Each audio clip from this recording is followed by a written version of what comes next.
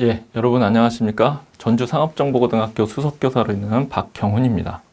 우리가 지난 시간에 적립식 예금의 개념과 가장 대표적인 정기 적금을 이자 계산까지 살펴봤습니다. 우리가 지난 시간에 살펴봤던 정기 적금은 말씀드린 대로 정해진 기간이 있었고요. 또 딱 정해진 날에 정해진 금액을 납입을 해야 됐습니다. 좀 예금주 입장에서는 불편하죠. 그래서 이제 좀 자유롭게 내가 이렇게 가입할 수 있는 적립식 예금이 없냐?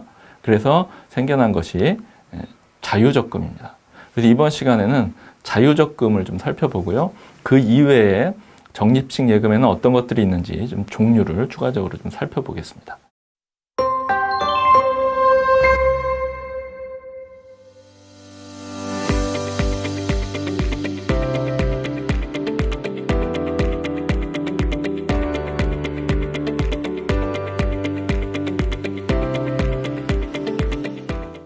자유적금은 정해진 횟수나 금액 제한 없이 이제 기간을 정해놓고 납입을 하는 건데요. 근데 여기서 이제 금액이나 횟수가 완전히 제한이 없는 것은 아니고요.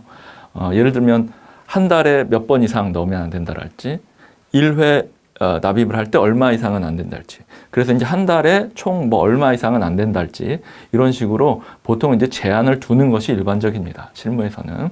왜냐하면 은행의 입장에서 너무 갑자기 큰 금액을 막 들쭉날쭉하게 입금을 한다. 그럼 은행 입장에서 사실은 관리하기가 쉽지 않겠죠. 이자도 그렇고요. 부담이 좀 됩니다. 그래서 자유롭게 입금을 하되 어느 정도 좀 제한은 좀 두는 게 실무에서 적용이 됩니다. 그럼 이 자유적금의 이자 계산 방법도 한번 살펴볼 텐데요. 본질적으로 정기 적금의 이자 계산 방법과 똑같습니다. 그러니까 납입한 그 월 저축금 별로 따로따로 다 이제 이자를 계산해서 전체 더하면 되는 거죠. 근데 이제 정기적금하고 좀 다른 건 말씀드린 대로 연체 개념이 없는 거고요. 연체료라든지 이런 걸 물지 않고요. 또 입금액이 매번 달라지니까 따로따로 정말 지난번에는 월 저축금이 똑같았기 때문에 한 번만 계산을 하면 됐는데 이 자유적금은 금액이 다 달라지기 때문에 입금 건별로 따로따로 다 계산을 해야 된다는 그런 좀 번거로움이 있긴 합니다. 그래서 가장 먼저 넣어놓은 거는 그만큼 이자를 많이 받게 되겠죠. 그래서 이제 그걸 식으로 나타내면 다음과 같습니다. 그래서 입금액 곱하기 이자율. 근데 이건 이제 매일 날짜로 계산을 해야 되기 때문에 365분의 일수를 곱하게 되는 거죠. 근데 이제 이 앞에 있는 입금액이 뭐 첫날은 100만 원을 넣었다. 그럼 100만 원 곱하기 이자율 곱하기 365분의 365가 되겠죠. 그럼 다음날 내가 좀 금액이 전해서 10만 원을 넣었다. 그럼 10만 원 곱하기 이자율 곱하기 이번엔 365분의 364가 될 겁니다. 이렇게 입금 건별로 다 금액이 달라지죠. 그걸 전체 다 더하면 이제 자유적금이 이자가 되는 겁니다. 그래서 앞에 기호 하나가 더 붙습니다. 시그마 기호가 붙는 거죠. 뒤에 있는 내용들을 전체 다 합한다 이런 개념이잖아요. 그래서 그 이자율을 전체 다 더하면 이제 자유적금의 이자가 계산이 됩니다. 그러면 우리가 지난 시간에 배웠던 정기적금하고 이번 시간에 볼 자유적금의 차이를 좀 비교해 볼 필요가 있습니다. 첫 번째는 입금 일자인데요. 말씀드린 대로 정기적금은 딱 정해진 날짜가 있었으니까 그 해당일, 매달 1일 날 가입을 했다. 그럼 다음 달 1일에 입금을 하게 되는 거죠. 근데 자유적금은 그런 날이 정해져 있지가 않습니다. 두 번째는 입금액인데요. 마찬가지로 정기적금은 입금액이 딱 정해져 있습니다. 매달 넣어야 되는. 자유적금은 그게 정해져 있지 않죠. 세 번째는 저축금의 지연인데요. 정기적금은 넣어야 되는 날이 정해져 있기 때문에 지연됐다. 그럼 지난 시간에 말씀드린 대로 이 일수만큼의 연체료를 부과를 했습니다. 근데 자유적금은 그런 개념이 없습니다. 지연일수 개념이. 네 번째는 만기 앞당김인데요. 지난 시간에 정기적금은 만기 앞당김이 가능하다고 말씀드렸어요. 왜냐하면 딱 정해진 날에 넣어야 되기 때문에 만기를 좀 당길 수가 있는 거죠. 근데 자유적금은 그런 개념이 아예 없습니다. 정해진 날짜가 없기 때문에요. 그리고 만기를 좀 넘길 수 있느냐, 좀 연장할 수 있느냐. 정기적금은 당연히 넣고 저축금을 내가 미처 못 넣고 만기가 다 다다랐다. 그럼 연장할 수 있다 그랬잖아요. 그걸 만기 이연 제도라고 했는데요. 자유적금에서는 그런 정해진 날짜 자체가 없기 때문에 이연 자체가 불가능합니다. 그러다 보니까 그거와 연계돼서 만기 경과 후에 입금이 정기적금 같은 경우는 만기 이연 제도를 신청했다면 그 이후에도 추가로 납입을 할 수 있습니다. 근데 자유적금은 그게 불가능합니다. 다음은 말씀드린 대로 정기적금은 계좌 분할이 가능했어요. 3가지 조건만 지키면. 근데 정기적금은 그게 불가합니다. 나눌 수가 없죠. 왜냐하면 언제 얼마를 넣겠다고 한 적이 없기 때문에 그 금액 자체를 나누는 게 불가능하죠. 끝으로 건별 분할로 지급을 할 수 있느냐? 정기적금은 그게 불가능합니다. 그리고 사실 자유적금도 내가 전에 넣었던 100만 원만 따로 떼서 출금을 한다든가 이게 사실 은행 입장에서는 어렵기 때문에 거의 불가능한데 가끔 은행에 따라서 가능한 경우도 있습니다. 이렇게 정기적금과 자유적금을 한번 비교해 보고요.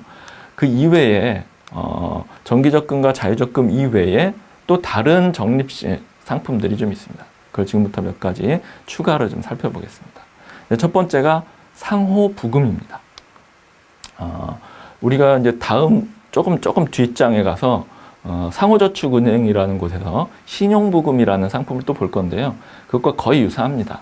그 뜻을 보시면 일정 기간 부금을 납입한다 이렇게 되어 있는데요. 여기서 말하는 일정 기간은 뭐 1년을 넣는다, 2년을 넣는다 이런 개념이 아니라 예를 들면 10만 원씩 12번 1년을 넣기로 계약을 했다면 뭐 그중에 4분의 1을 내가 납입을 했다. 3분의 1을 납입을 했다. 이렇게 납입 회차를 얼마나 납입했느냐를 얘기를 합니다. 그렇게 매달 넣는 돈을 부금이라고 표현을 합니다. 그런데 이제 핵심은 그 다음인데요. 이렇게 정해진 부금을 납입을 일정 회차 이상 하고 나면 급부를 준다. 이렇게 되어 있습니다. 여기서 말하는 급부가 중요한데요. 그게 바로 대출을 얘기를 합니다. 그러니까 정리를 하면 은행에 일정 회차 이상의 부금을 납입을 하면 대출을 해주겠다. 이런 상품이 상호부금 상품입니다. 그래서 보통 일반 서민들이 소액자금을 대출하기 위해서 그냥 잘 대출을 안 해주니까 부금을 가입을 하고 그걸 근거로 해서 소액자금 대출을 받을 때 많이 이용을 합니다. 그래서 보통 이제 우리 같은 서민들이 일반적인 목돈 마련을 하기 위해서 많이 가입하는 적립식 예금 상품입니다. 다음은 잠깐 설명드린 대로 이제 신용부금인데요. 은행의 상호부금 상품과 거의 유사합니다. 근데 이제 단 취급하는 기관이 좀 다르죠. 은행이 아닙니다. 상호저축은행이라 그래가지고 우리가 보통 제2금융권이라고 부르는데요. 저축은행 이렇게 보통 줄여서 얘기를 합니다. 이제 예전에 상호신용금고라 그래가지고 운영을 했던 건데 이게 이제 약간 좀 불법도 많이 저질러지고 문제가 많다 보니까 정부에서 좀 양성화하는 차원에서 저축은행으로 이제 변화를 한 겁니다. 그래서 그 저축은행에서 취급하는 은행의 상호부금과 유사한 상품을 신용부금이라고 합니다. 이제 마찬가지로 부금을 납입을 하면 대출을 하는 거죠. 그런데 이제 앞에 상호부금과 차이는 이걸 가입하면 바로 대출을 해준다는 거죠. 일정 회차 납부를 하는 게 아니라. 그래서 이제 서민들이 역시 많이 이용하고요. 이 신용부금의 좀 특징은 뭐가 있냐면 끝까지 대출을 받지 않고 납입금을 다 납입했다. 그러면 좀 특별금리를 더 가산을 해서 줍니다. 그런 부분들이 좀 차이가 있습니다. 다음은 농어가 목돈 마련 저축인데요. 제목에서 보시는 것처럼 농촌, 어촌, 여기서 생활하시는 농민들이나 어민들이 생활 경제적으로 이렇게 좀 어려움을 많이 겪잖아요. 근데 그런 분들이 어떤 재산을 좀 쉽게 형성하도록 돕기 위해서 1985년도에 도입을 한 특별우대 비과세 저축입니다. 그러다 보니까 이런 성격이 그렇다 보니까 가입할 수 있는 기관도 정해져 있어요. 지역 농협이나 지역 수협 이런 곳에서 3년 이상의 장기 저축 상품으로 취급을 합니다. 그래서 이제 만기까지 문제없이 잘 이렇게 납입을 하게 되면 처음에 약속했던 기본 금리 이외에 정부에서 장려 이자라 그래가지고 그걸 좀 더해서 줍니다. 그리고 이제 하나 더 이자를 받게 되면 보통 그 이자에 대해서 뭐 소득세나 주민세나 농특세 이런 것들을 납부를 하게 되는데요.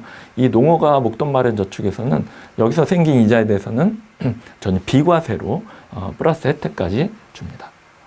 이번 시간에는 지난 시간에 이어서 자유적금 그리고 상호부금 그리고 상호저축은행에서 취급하는 신용부금 대출을 해줄 수 있게 해주는 적립식 예금 상품이죠. 그리고 농어가 목돈 마련 저축 이렇게 추가적으로 적립식 예금의 종류를 몇 가지 더 살펴봤습니다.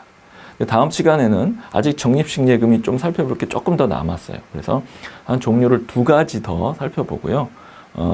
꼭 적립식 예금에 해당되는 건 아닙니다만 만기를 언제로 정하느냐 이게 되게 중요하거든요. 그래서 다음 시간에는 적립식 예금 한 2가지 정도를 추가적으로도 살펴보고 만기를 어떻게 산정하는지 이런 부분을 살펴보고 적립식 예금 마무리하겠습니다. 예, 수고하셨습니다.